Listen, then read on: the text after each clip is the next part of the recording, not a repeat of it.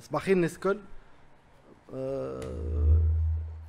C'est vrai que je viens d'écrire en fait ce que j'allais dire. Bon, j'ai réfléchi un peu ce matin. Je vais essayer d'improviser. Je vais m'exprimer en français parce que pour que Monsieur Dix puisse comprendre. En fait, Aoulan, merci Mounet pour l'invitation et bravo pour cet événement. Enfin, c'est un plaisir pour moi d'être aujourd'hui parmi vous parce que je vois plusieurs têtes que je connais bien, avec qui on a eu le plaisir de faire beaucoup de choses, notamment au collège des startups, comme tu disais, Wassim, voilà, dans d'autres projets, voilà, voyages, voilà, des choses comme ça, où on a essayé de construire des choses qui des fois ont marché, des fois n'ont pas marché. Comme vous l'avez dit, je pense aujourd'hui, les deux thématiques qui sont très intéressantes, c'est un croisement entre deux thématiques qui sont très importantes pour nous, c'est la jeunesse et le digital. Je pense qu'être aujourd'hui dans le cadre du Centre des jeunes dirigeants, c'est vraiment ces deux thématiques-là. Les jeunes dirigeants et la transformation digitale, je pense que les deux thématiques sont très importantes. Je remercie aussi la Fondation et Monsieur Dix. Comme je vous le disais tout à l'heure, j'ai eu l'occasion de travailler sur un des programmes soutenus par la Fondation qui s'appelle Enactus, qui est encore une fois autour de la jeunesse, un peu du digital parce que c'est de l'entrepreneuriat, mais vraiment c'est les zones où on peut respirer de l'oxygène dans ce pays. Maintenant on voit l'avenir différemment. Il faut qu'on soit conscient que 2 tiers de la population a moins de 35 ans, je crois. Donc c'est vraiment une richesse en fait. La jeunesse en Tunisie c'est une richesse. Malheureusement on a tendance à la voir plutôt comme un poids, alors que c'est quelque chose sur laquelle on peut construire, qui peut devenir vraiment une source un dynamo du pays en fait. En al-haq, j'ai écrit 3 choses sur mon papier, donc je vais essayer d'éviter de dire des choses qui pourraient se retourner contre moi, parce que malheureusement, il faut que je fasse attention. Je pense que la première idée, c'est qu'aujourd'hui, on est dans l'ère digitale. Le digital, ce n'est pas un secteur, c'est l'ère digitale. Aujourd'hui, je crois que les chiffres, il y a 8 millions de personnes qui sont sur les réseaux sociaux, il doit y avoir à peu près 8 millions de smartphones, mais je pense qu'il y a beaucoup plus d'experts dans la salle qui connaissent les chiffres mieux que moi. Mais il y a quelque part, un problème qui est commun au public et au privé. Le citoyen pour l'État ou le consommateur pour l'entreprise privée est digitalisé et l'entreprise ou les services de l'État ont un peu un retard de digitalisation. Je vais vous donner un exemple très simple.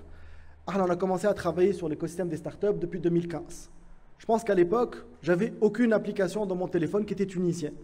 Aujourd'hui, j'ai quelques applications tunisiennes de startups que je ne vais pas citer pour éviter tout conflit d'intérêts ou problème, mais je pense à 80 ou à 70 ou à 90%, et je pense que tous dans la salle, on n'a pas d'application tunisienne au quotidien qu'on utilise. On utilise des applications plutôt américaines, certaines russes, mais principalement, on a très peu d'applications tunisiennes et ça montre un peu le retard qu'on doit probablement combler et le travail qui reste à faire.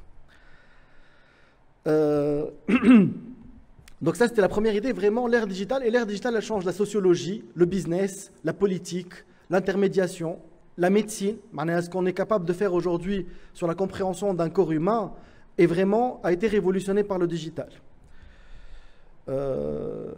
Ça, c'est pour la première idée. La deuxième idée que j'ai notée sur mon petit papier ici, Wassim, c'est, je me suis dit finalement, si on va parler de start-up, si je faisais le pitch de l'équipe gouvernementale à laquelle j'appartiens, si je devais écrire un pitch du gouvernement Mchichi, en fait, je pense que le pitch commencerait par c'est quoi le marché. Le marché, nous, في القصبة كي تحل الشباك تسمع شغل حرية كرامة وطنية à peu près quotidiennement. Et donc la demande du marché, elle est vraiment sur 3 choses très simples. Le travail, la liberté et la dignité. Et aujourd'hui, si on fait un bilan après 10 ans, en termes de travail, je pense qu'on a un taux de chômage de 17%, donc vraiment, on a un enjeu de créer des vrais emplois pérennes dans le pays. Pour les libertés, je pense que les libertés individuelles et politiques ont vraiment avancé. On a eu 4 élections. On a la liberté d'expression qui reste quand même un des acquis forts. Mais sur la liberté économique, je pense qu'il y a un vrai effort à faire. Sur la dignité, enfin, je préfère toujours avoir un chiffre qui permet d'éviter les débats. On atteint aujourd'hui en Tunisie, avec le Covid, malheureusement, un taux de pauvreté de 20%. Quand on atteint un 20% de pauvreté dans un pays, clairement, on a un souci autour de la dignité. Donc, le bilan après 10 ans, c'est qu'il y a des avancées, mais il y a beaucoup de choses à faire. Je pense que ce qu'on essaie de faire, c'est de venir avec une méthodologie. Et cette méthodologie, et je pense Mounet et d'autres dans la salle probablement peut-être n'est pas assez communiquée ou elle n'est pas assez expliquée, cette méthodologie se construit autour de 3 piliers simples. Le premier, c'est le dialogue. Maintenant, on est convaincu que c'est seul l'outil du dialogue qui va nous permettre de construire ensemble des solutions. Maintenant, quand on est à l'ère digitale, le vertical ne fonctionne plus. C'est vraiment une approche horizontale. On doit être capable de comprendre les problèmes collectivement et de trouver des solutions ensemble. Donc, je pense que le dialogue est très important. Et d'ailleurs, une des qualités principales de monsieur le chef du gouvernement, c'est sa capacité d'écoute. Je pense que Mounet a pu le remarquer. Et je pense que c'est vraiment important pour construire ces mécaniques et ces dispositifs de dialogue. Le deuxième pilier, je pense, de la méthodologie, c'est la transparence. Et je pense que pour qu'on soit capable de construire des solutions, il faut qu'on soit lucide sur le diagnostic ou la situation dans laquelle on est. Il ne faut pas être alarmiste, il ne faut pas dire des choses trop dangereuses, mais il faut se dire que la situation est difficile, il faut regarder les problèmes en face pour pouvoir les résoudre ensemble. Le troisième pilier, je pense, de cette méthodologie, c'est vraiment être, comme à l'ère digitale, orienté sur des résultats concrets. C'est-à-dire, au lieu d'avoir un projet, une vision, ce qui est importante, il faut essayer de se dire où est-ce qu'on commence, qu'est-ce qu'on fait d'abord pour commencer. Et donc, ça, c'est vraiment les 3 piliers d'une méthodologie. Et je pense que cette méthodologie pourrait... Enfin, on s'est amusé à faire un autre exercice. On entend souvent dans les médias, voilà, dans les conférences, il n'y a pas de vision. On nous dit tout le temps, il n'y a pas de vision, elle est où votre vision, etc. En fait, on a construit une petite vision, pas uniquement les gens de l'équipe du gouvernement, voilà, de la Qasba, qui m'a Wessim, mais en travaillant vraiment avec certains membres de la communauté, sur quoi serait bâtie cette vision de la Nouvelle Tunisie. Et je pense qu'on a identifié 3 thématiques intéressantes sur lesquelles on pourrait continuer à travailler. L'oula, c'est la liberté. Je pense qu'un des piliers importants de cette Nouvelle Tunisie, c'est la liberté. Finalement, cette Tunisie post-révolution, c'est la première démocratie née à l'ère digitale. On est, l'anglais dit le digital native democracy. Et je pense que c'est un élément important. À l'ère digitale, le challenge pour les entreprises et pour l'État, c'est de mettre le citoyen au centre. Être customer centric ou citizen centric. Et je pense que ça, c'est un vrai challenge. Je salue notre ami Khaled Selem qui pourra parler de comment on essaie de moderniser l'administration pour mettre le citoyen au centre de ces services. La deuxième thématique, je pense, qui est importante pour la vision de la Nouvelle Tunisie, et je pense que malgré tout, elle est présente dans notre quotidien et elle est présente partout, Fitouns, c'est l'écologie. Et je pense qu'on parle d'écologie, on voit l'écologie assez loin de nous.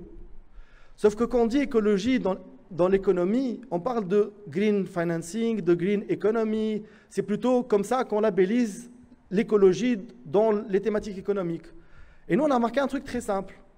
En fait, Tunis, Tunis, le Khadra.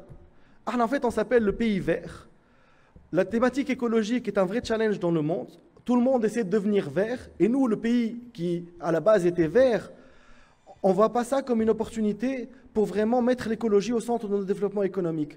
Où je pense que l'écologie a la dimension environnement, mais il y a aussi la dimension capital humain. Je pense qu'encore une fois, notre richesse, c'est vraiment notre capital humain et libérer les énergies créatives de ce pays dans un pays qui respecte l'environnement, je pense que c'est un pilier important d'une vision. Enfin, la troisième thématique de cette vision, c'est probablement la solidarité. Je pense que la solidarité, surtout fait environnement qui m'a Covid, c'est vraiment un élément important.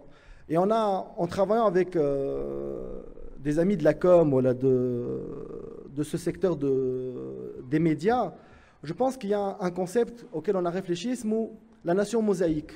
En fait, l'Afrique du Sud, bad l'apartheid, ils ont développé un concept de Rainbow Nation, pour montrer que la diversité de l'Afrique du Sud, comment elle travaille ensemble. Je pense que la mosaïque est assez symbolique en Tunisie, où ce qui est plus important des petites pierres, et les mab'ad, mais une belle image, je pense que c'est pourquoi la mosaïque tient. Et en fait, la mosaïque tient, en tout cas, je ne suis pas un expert ni en mosaïque ni en art, malheureusement, c'est le ciment. Et le ciment dans un pays, c'est le contrat social. Le contrat social, Waqt Bourguiba, était simple. Dans chaque, pardon monsieur Dix, mais je vais le dire en arabe parce que ça va parler plus à nos amis dans la salle. المواطن ينتظر معتمدية مستوصف ومدرسة. C'est-à-dire qu'au XXe siècle, l'État avait une relation avec le citoyen qui était très simple. On attendait un service autour de l'éducation, de la santé et une représentation de l'État. Et l'enjeu aujourd'hui, dans cette nouvelle Tunisie, c'est quoi le nouveau contrat social? Quelles sont les attentes des citoyens? Et je pense que de manière claire, ou surtout par le Covid, la santé, l'éducation sont des éléments très importants dans les attentes des citoyens. Bon, je ne sais pas si c'est un pitch. Zohair, je ne sais pas si c'est la belle start-up, mais en tout cas, c'est le pitch. Voilà, c'est le pitch que j'aurais fait de ce gouvernement que j'ai l'honneur, le haq et le plaisir d'appartenir. Ensuite, pour revenir à des choses un peu plus concrètes, et la troisième idée que j'ai notée là, je vous montre, je ne suis pas en train d'improviser à 100% aussi. La troisième thématique, c'est la thématique des startups. Et je pense qu'il y a plein de personnes dans la salle qui ont participé à cet écosystème, à la construction de cet écosystème depuis le début.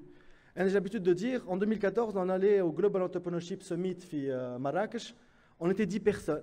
Il y en a quelques-unes qui sont dans la salle aujourd'hui. Et je pense que si on faisait une délégation tunisienne à un Global Entrepreneurship Summit aujourd'hui, je pense qu'on serait quelques centaines. Et ça montre le développement de cette communauté au cours des années.